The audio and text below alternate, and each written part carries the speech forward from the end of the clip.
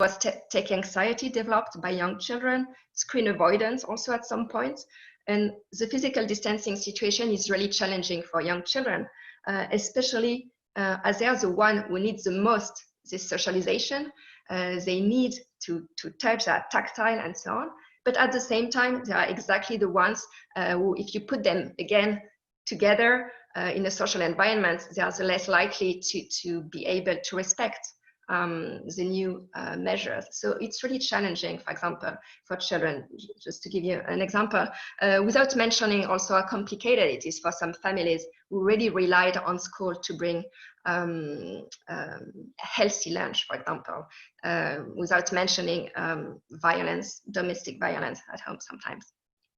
So that's for the children. I won't detail all of them. Workers, we've been talking a lot about them today. I listened to the great session where you were talking about the evolution of working from home, but definitely there has been two types of trends, like the one who wants to go back to work, who are excited about going to their social environment, and also some people who develop actually anxiety to go back to this. And I think, Alexandra, you have a beautiful piece in the book where you detail how the home has developed as a cocooning environment to help also families go back together. And I think we've developed as families also quality time.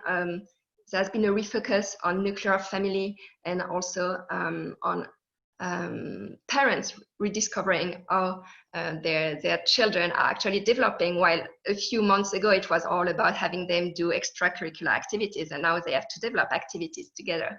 So ultimately, what I want to say about this, it's been a lot of change. I am actually a very positive and optimistic futurist, and I do believe that in this change, what really was my surprise and my happy surprise is that after all, we really believe in our social nature, and we still need to have time off screen, really need to have time all together. And I think that's a positive message I wanted to take out of this crisis. Thank you. Sylvia, that's brilliant. Thank you very much indeed. I'd like now to ask Jerry to come to the stage. Jerry's chapter, The Pandemic and the Medical Enlightenment, the view from 2035, is fascinating. I have a professional background in the pharmaceutical sector, so anything on health and medicine I find really interesting.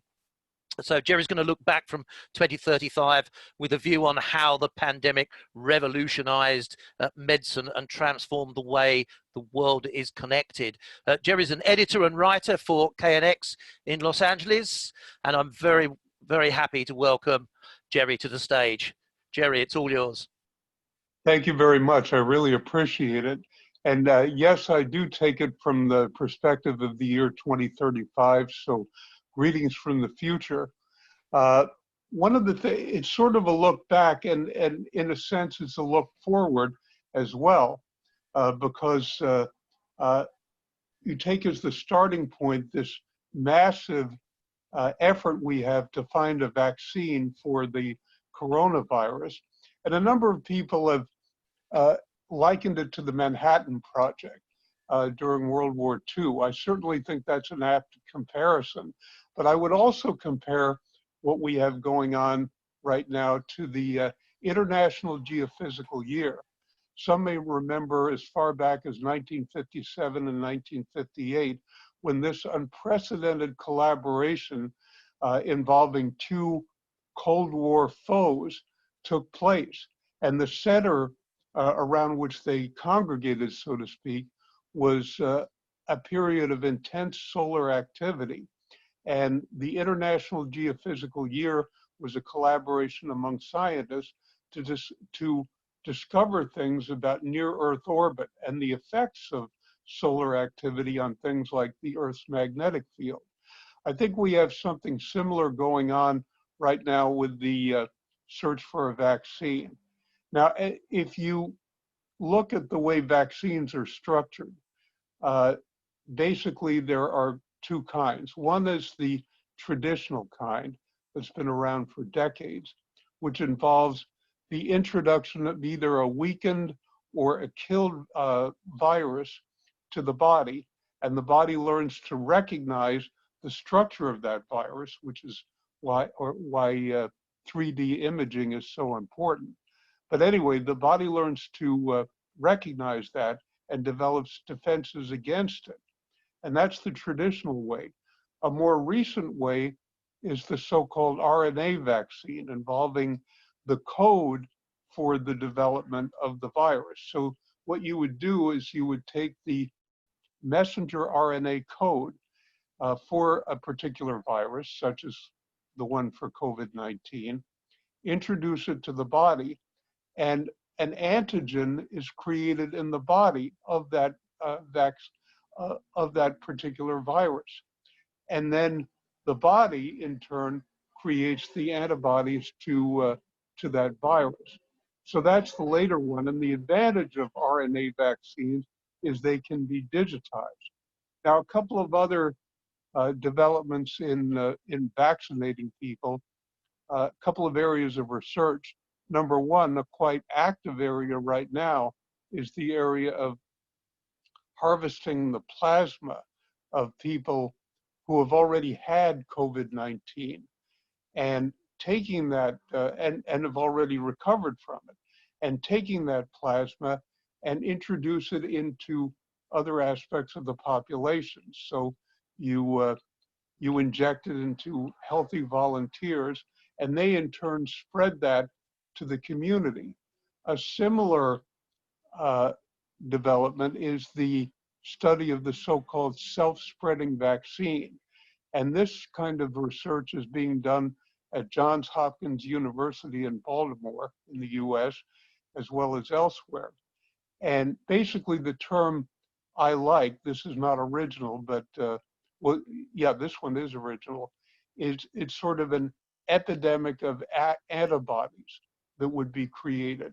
And self-spreading vaccines would spread the vaccine sort of like pathogens.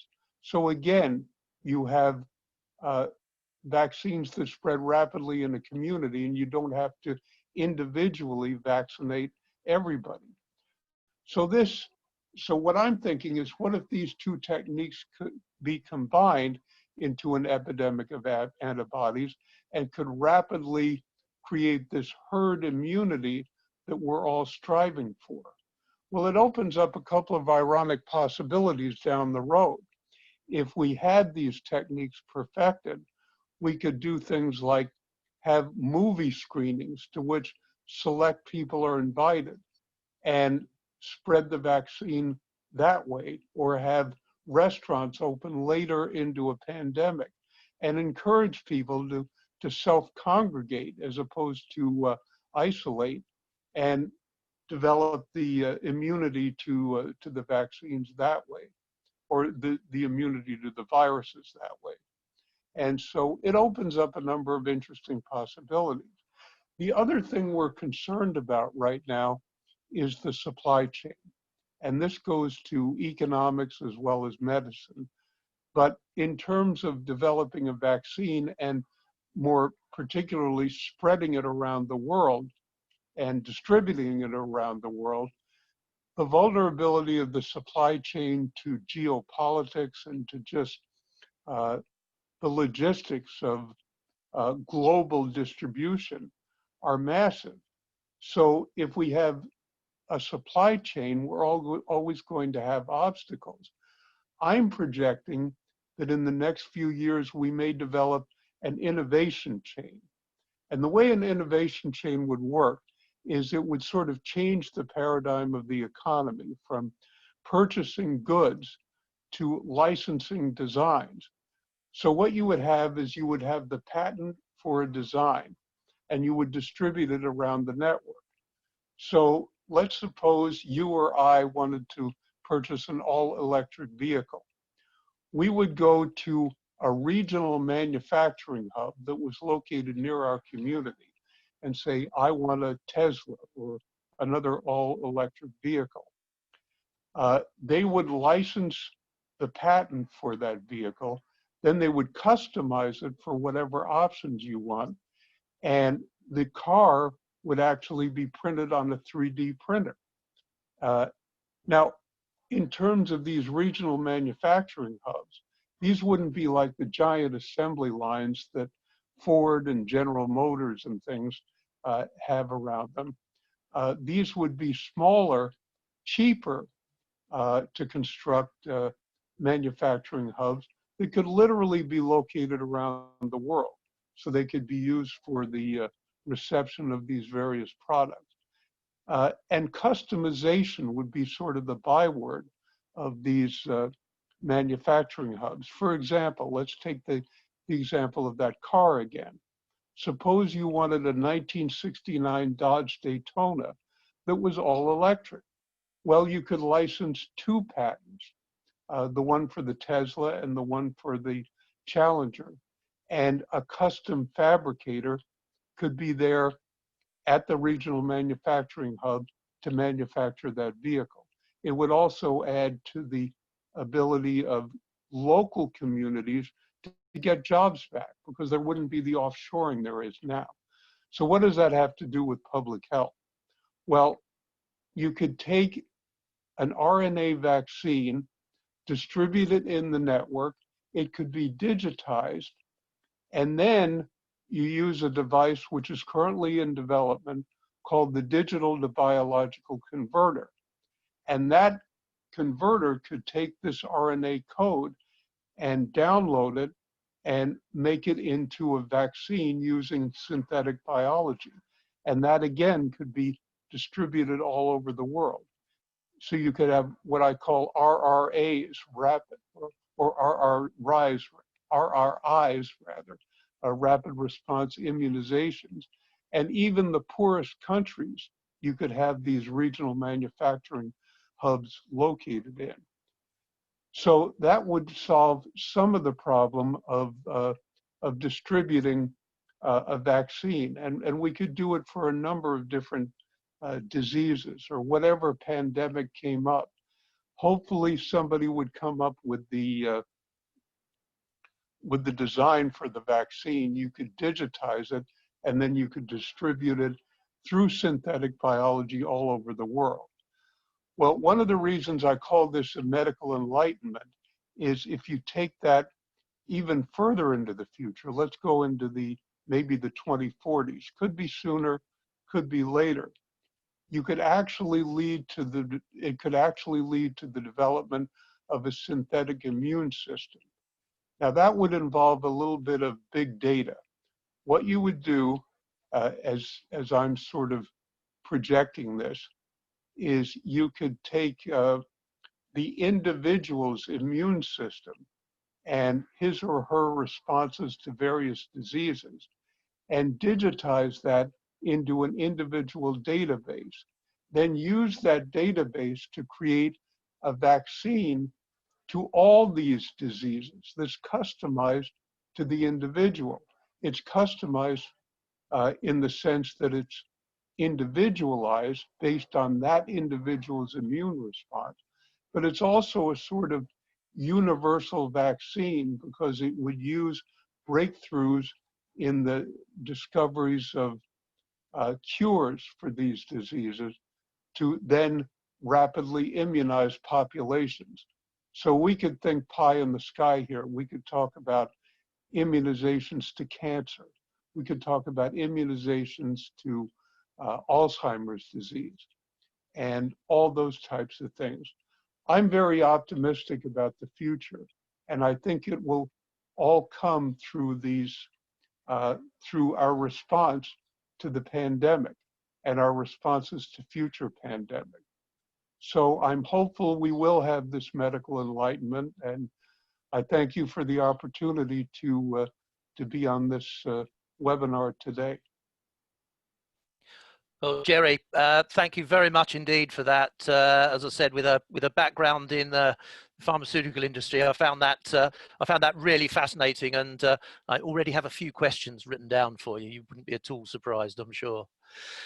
So with 2 down, 1 to go, and I'm delighted to introduce Alexandra Whittington. Alex is a long-term colleague of mine, so it's brilliant that she's here. She's going to talk about her chapter in the book, Post-Pandemic Homes. Alex is a futurist. She's the Foresight Director of Fast Future and a faculty member of the Futures Program at the University of Houston. So I'm delighted to welcome Alex. The floor is yours. Thanks, Steve. And thank you, Sylvia and Jerry. This is a really nice session. I've enjoyed hearing about your chapters. That was a pretty nice introduction, so I won't say much more. I think all of you know me from Fast Future, and it's just such a pleasure to work with all of these authors, these wonderful co-editors, and of course, the audience members who've joined us today. So thank you for being here, and thanks for your interest in the book. And I'm very delighted to get to share with you about a chapter that I was able to write on my own that I didn't know I would actually have time to do, but I was very relieved that my colleagues helped me find some time to do that, because I really want to talk about this idea of the home.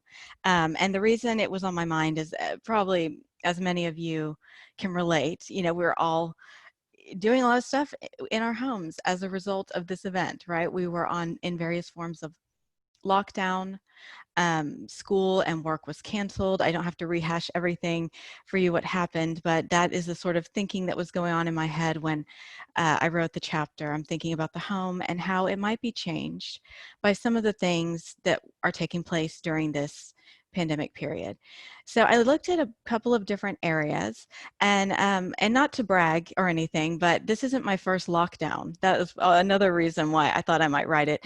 Where I live in Houston, we have experienced pretty frequent shelter in place, stay at home, don't leave your house because you might die type scenarios. It's not fun in any way, but I can tell you that during Hurricane Harvey, I was thinking about it, I didn't leave the house for about 10 days myself, just because you know, it wasn't safe, there was nowhere to go, everything was closed, and we were flooded in. So I was also thinking about that. I was also thinking about what else are we facing, and in this case I'm talking about climate change, that may potentially lock us in our homes again in the future over the next couple of years. So I was really looking at the short-term future of the home, even though the climate change concept takes us a little further out.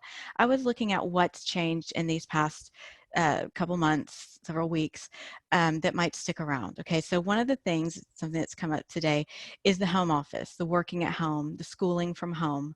And I sort of explore the idea about if the home of the future may be more suited for this sort of lockdown, stay-at-home type scenario, whether it's due to you know, another pandemic or medical emergency, climate change, or even, you know, the kind of social unrest that you know, we're experiencing now. I don't want to draw too much on that, but you know, the idea that we need to be safe and secure in our homes may be something of rising importance. So I actually heard or saw a journalist, an American journalist, tweet the other day about how something like, my next house needs to have a soundproof closet for podcasting or something like that. And I just started, you know, so that sort of feeds into what I wrote about.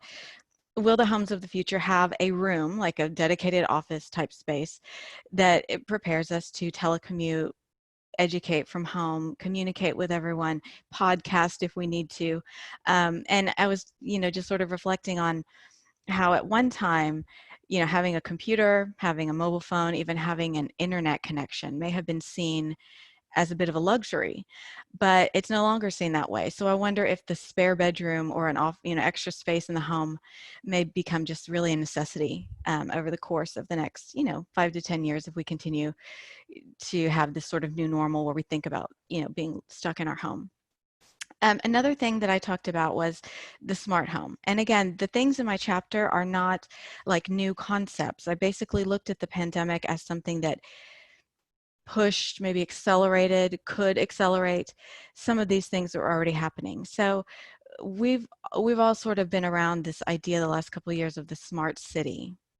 The smart city is like, you know, everything connected and it, you know, coordinated, orchestrated, well organized, and it involves the input of the citizens. So there's some smart city examples out there on the city scale.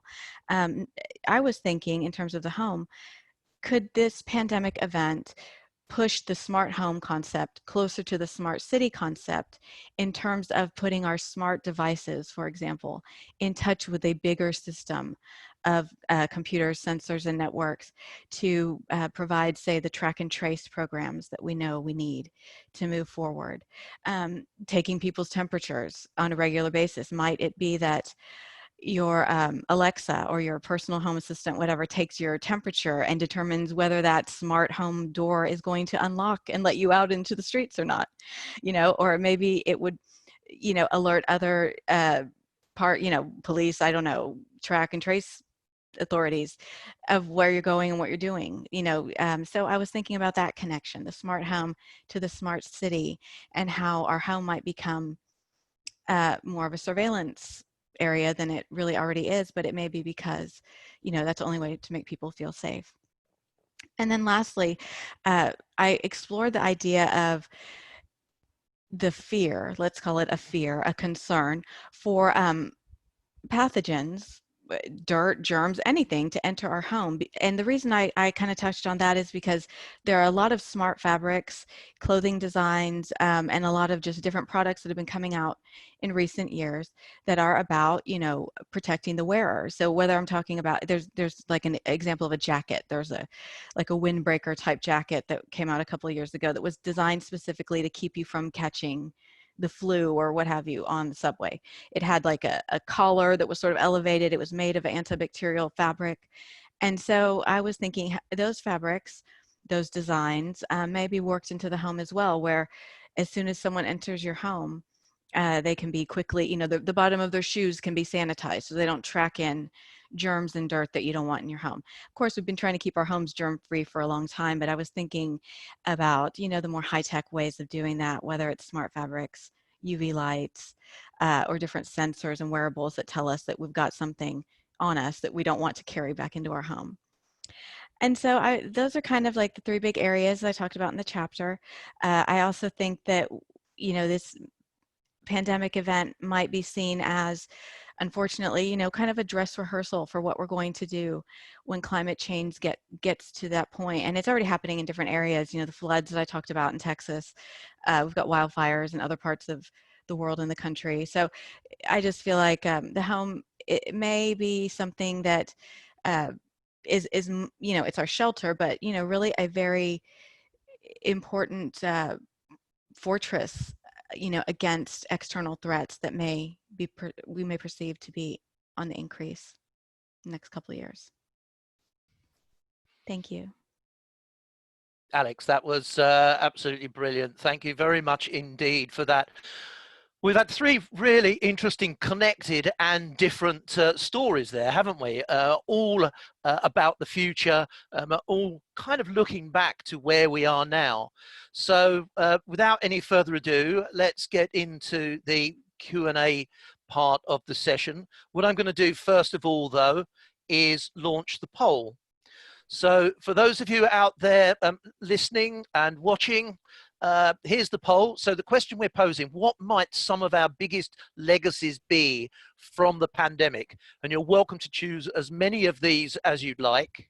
So a hybrid approach to educating our children, a more balanced perspective on what's important, a new innovation supply chain, radical advances in the science of vaccine development, enhancement of our homes for the digital age, and the idea of safe homes. So while you guys are thinking about your responses to those questions, let's dive in, or to those poll questions, let's dive into a couple of the questions that we've already had in the Q&A portal. And one of the questions is actually, you know, fairly specific and directed to you really, Jerry. Do any self-spreading vaccines already exist? Not to my knowledge. It's still in the experimental stage. Johns Hopkins is where the report came out, and so they are doing trials. My understanding is that that particular technology is in animal trials right now. It does show a lot of promise, but it's not available for commercial use yet. But it's getting there. Like like anything else, it's hard to know how far down the pipeline it is. There are some optimistic projections, some pessimistic ones, but it's coming.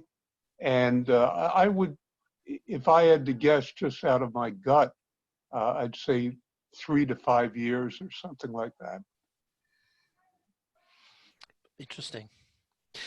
So one of the kind of the common threads, I guess, across all of the presentations that we've heard has been about how we can kind of enhance our own health and to some extent take responsibility.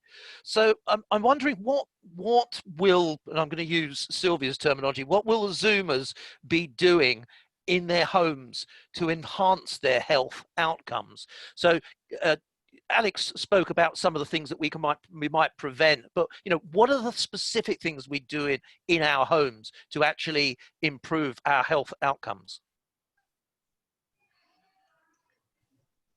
Yeah, that's a very good question. And Alexandra, once again, I love your chapter. So you're already having a lot of ideas. I think you detected a lot of signals of the future already about what could be possible for the future home. Maybe something I would like to remind every of us. I think the first issue for many people in the world today is actually having a connection at home. And we shouldn't forget that as we're living in some nice Western countries. So I guess it's part actually of safety today to have an internet connection, because this is how you hear about medical messages. I receive every day a coronavirus report from the city of Palo Alto, and that's how I get first information of like, we could talk about fake news and so on, that's another topic, but getting the news and the right news and the right information about what you should do in times of crisis is actually, I think, one of the most important aspects of improving our home, like make sure everybody gets the message from an official source. Yeah, I think that would be mostly what I want to underline. Then, of course, there are a lot of technologies. I was really interested in what also Alexandra was mentioning about when you leave your shoes at the door and you have decontamination walls or this type of thing. I think there was already a big movement towards the smart home, and today it's smart with an addition of safe layer, smart / safe home. And I think all these technologies are just going to boom in the coming months. Yeah, I think that would be what I'd underline first. So have you got anything to add to what you said just now? I've got something specific in mind for Jerry, which is why I'm holding him back at the moment. Yeah, no, I like what Sylvia added there. I think that, anything that, I think that this event has raised awareness for people that, a lot of hands and people have touched your stuff before it gets to you. I don't think really people thought about that as much, but now, when you get your mail or whatever, you think, oh yeah, maybe I should spray it with some disinfectant or something. And I know people are doing that. I've even read advice about how to handle your carry-out food, your takeout food, bring it home, take it out of the containers, disinfect the area where you set it down. So I think that, just maybe new hygiene habits, just as we know from previous, over history, hygiene habits became established based on what we learned and knew. Cover your mouth when you sneeze or whatever, wash your hands. So maybe, it's just some new cultural practices starting in the home and moving around society that'll inform how we go from here on. One of the lessons that I had some time ago, which I completely ignored, was actually from my mother. And before the pandemic, whenever she'd gone into London, she will not use an escalator without a pair of gloves on. And now she tells me she was right. The question I had for you, Jerry, was if we think about the innovative use of materials and so on in homes of the future, do you see it possible that we could combine some of those materials with the therapeutic properties of say, super different vaccines, so that our home could actually help provide our immunity? That's a very interesting prospect. Yes, I think we could. And again, at the beginning, it could be sort of a more generic type thing. But as we progress, it could be even a sort of a vaccine or or some kind of protection that's based on the individual's database. So I think that's a very intriguing process and or prospect, and I think that definitely could come to the fore. We could have a whole generation of products that are sort of hygienic and very, very apropos to that. So yeah, that's a great insight. Let's just take a look at the poll, shall we? Let's end the polling there and share the results. So what the delegates have told us then is that, well, you know, that's pretty close amongst the 1, 2, 3, 4, 5 top issues there, but the two that stand out are more balanced perspective on what's important and radical advances in the science of vaccine development. So question to you all really, and jump in whenever you're ready. What surprises you there, and what doesn't surprise you, I suppose?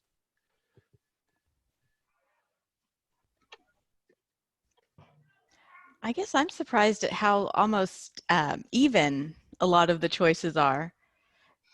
I guess since people could pick more than one, but I'm surprised at how close, you know, radical advances are to a more balanced perspective on what's important.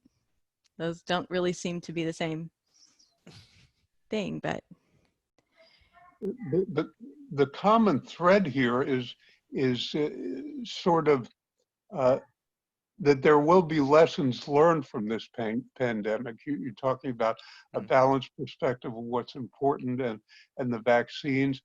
I think there's a general agreement that we're on a very steep learning curve right now, and the new normal is going to be a very new normal going forward. So in that sense, that whole common thread doesn't surprise me. Sylvia, any observations about the yeah, that's quite interesting. Regarding the vaccine development, that's exciting to see so much advancement. At the same time, I've heard a lot about also how money for research is directed to that today at the expense of other developments. So I want to combine that with the more balanced perspective on what's important. I hope we don't have too much of a recency bias and don't forget everything else that we need to continue doing research on. I feel a more balanced perspective on what's important might be a little of wishful thinking. I wish we can have that for a long time. I'm afraid we will have that for a short term. We have time to think these days.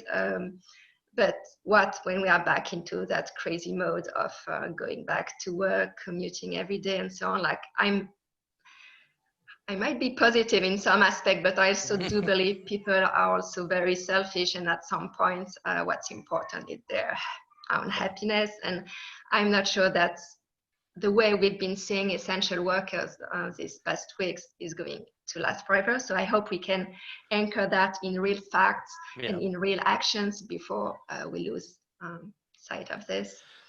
And of course, about the hybrid approach to educating our children, I've been actually part of a think tank in a school, and they've been discussing a lot about the reopening of the school, and we're really been putting down recommendation and how to start building this hybrid approach. I think already things are being put in place to do this. So I think probably I would answer this one, like the hybrid approach is something that we can in the short term start doing. And I'm not that familiar with the supply chain, so I wouldn't see too much of it.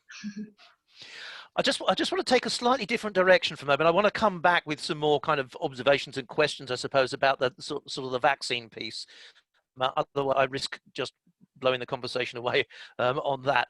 But I want to start with you, if I might, on this one, please, Sylvia, because one of the things that made me curious about your chapter was how you thought that foresight might inform how we teach history in the future.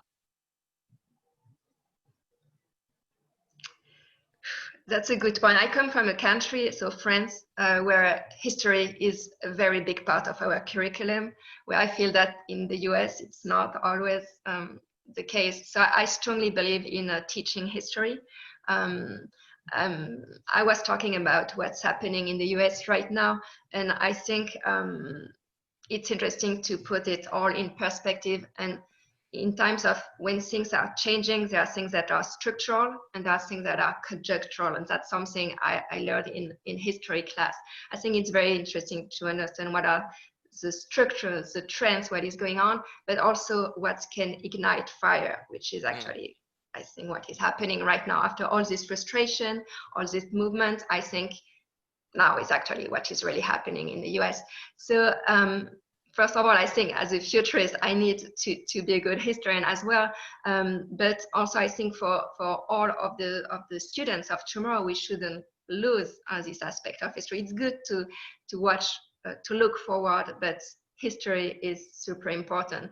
And probably what is interesting today is to think also as global history. In many countries, we study history as our country's history, and then we study other countries' history, and then we have a political, international relationship history. But what's probably interesting is also to make our history class evolve into already think as a global, as the Earth history, and not just as our country's history, and probably start with that and then see what are the interactions. But probably put forward more the global aspect of history would be a way to change. And also I was saying, like, I strongly believe in fiction as well. So I think fiction can actually be a very good way to teach history and to have people immersed in that. So I strongly believe that the futurist techniques could actually be very useful for history teachers. I'm curious about what you think, Alex, and you will not be at all surprised that I was thinking of you next, will you? Yeah, I mean, I would definitely say that, you know, getting more futures thinking into young people's minds is a great, would be a great outcome of this event, you know, to get more teachers interested in teaching it. And I totally agree with Sylvia that we wouldn't want to lose sight of history. History is actually a really important part of teaching about the future.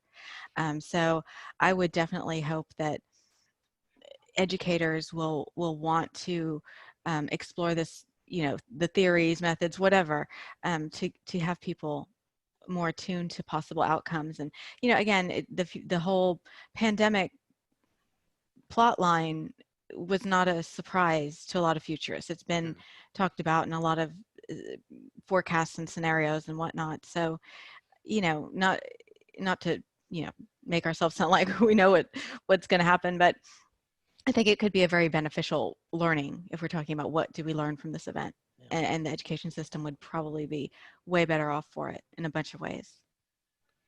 Jerry? I think I think one point Sylvia brought up about the value of fiction deserves some attention, because one of the structures of fiction, so to speak, is the story arc, and this is how stories develop over a number of different episodes or a number of different chapters, but you have this unifying thread in it. And one of the things that seems to be coming to the fore in history is the study of cycles of history. For example, there's one theory that every 80 years or so, there's a major global event. Like 80 years ago, we had World War II, and now we have this global pandemic. And I think the scientific study of cycles of history is moving forward. And this is something that I think would be valuable for students, because every generation begins anew. Some generations, I mean, the more recent generations are digital natives, so they see things in a different way than, say, the baby boomers do. But I think if we look at cycles of history, it's a way of incorporating the whole idea of a story arc into history teaching and making history more relevant, not something that's in the distant past. It's like, these are people just like me experiencing much the same thing, maybe not technologically, but historically. And so I think we may have a renaissance in history teaching as a result of that. Interesting, thank you. I'm conscious of time, and I do want to go back to the issue of vaccine and perhaps medication a little bit more generally. And I want to pick up kind of a couple of questions that have been posed, but I'm just going to kind of reframe the questions a little bit because I'm going to start with you, if I might, Jerry. How prepared do you think the pharma sector is for the new model that you've outlined? And the kind of things that you outlined were new ways of thinking about the value that a pharma company might bring through through an idea, and also new models of distribution. So those are the two critical things that I noticed a couple of people have asked about. So how prepared do you see the sector is to allow that, or do you see someone else coming in to do that for them? Well, it could go either way. One of the things that's developing right now, this is just within the last couple of days, the World Health Organization has proposed a sort of patent pool that would basically open source vaccines and hopefully escalate the time from experimentation to discovery to distribution. The problem is, well, the pharmaceutical industry is resisting that to a large extent because their position is they're taking the risk. They're putting in billions of dollars in research that may or may not pan out. So they're resisting this sort of open source approach that worked to a certain extent for the computer industry, but the pharmaceutical industry is saying, hey, we have a slightly different model. What I'm thinking of on the innovation chain is that everything would be patent protected. So you would have to pay a certain amount for the licensing of the patent. So that part of risk management would be taken care of. It wouldn't be an open source type of thing. It wouldn't be what the WHO is trying to achieve right now. That having been said, there are a couple of challenges to it because the question becomes who administers the patents? So for example, if you have a patent in the US, is that valid in other countries? Or if you have a patent from China, is everybody going to accept that at face value? So that's something that would have to be decided and arbitrated. It might be the UN's IPO that takes charge, or there might be some kind of treaty model that's used for that. So that's what I see as the major challenge to the innovation chain. But I think with the proper negotiation and the proper impetus, the impetus being we all want a more resilient economy and we all want a more resilient population to viruses and to future pandemics, that it can be negotiated in the future. As far as the distribution aspect, that's going to depend on advances in 3D printing. I see a very hopeful future for 3D printing. And I also see a hopeful future for these regional manufacturing hubs, which could technically employ a lot of people. It would be very skilled labor because it would involve customization. But I think that could provide one of the answers to the offshoring question, which is a huge question in distribution right now. Interesting, thank you.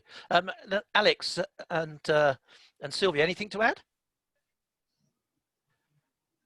I thought that was a really good answer. I think the 3D printing, I would just, build onto that by saying, how far are we from having a 3D printer in our home where we can print our own personalized medicines or something like that? You're just about to start off a whole nother webinar, Alex, with a question like that. We've got time. So well, actually, that's one thing we haven't got a great deal of. So over the next couple of minutes, what are from the things that you've spoken about in your chapters?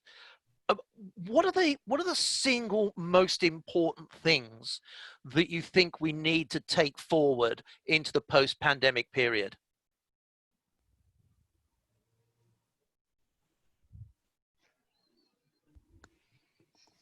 That's one of those really hard questions, isn't it? I guess I could start. I mean, it's just the whole idea of being receptive to technological change and to a possible change in the paradigm of both the economy and public health. This is going. There's no question that this pandemic is a watershed event in human history, and it could lead to these things. There's going to be resistance. There are going to be stumbling blocks, but I think we have to look at what's best and what works and what we can learn from the current paradigm and the challenges we face in the pandemic. So I think the whole thing in my chapter, I have a couple of scenarios that may develop going forward, and I just think we need to think ahead. We need to all be future thinkers, and just think, what are the ramifications of X? What are the ramifications of Y? And I think that could apply to everything. Yeah. Alex? Yeah, I'm going to kind of pick up where Jerry left off at the ramifications, highlighting that smart home technology that can ultimately feed into like a smart city technology. What are the ramifications of that? Because I think people have been very eager to embrace smart home technology for convenience, but once it starts playing a more authoritarian role in our lives with real consequences, like literally not letting you out of your house for the day, I think that's something to take away and maybe think about towards the future. Sylvia, last word. Last word.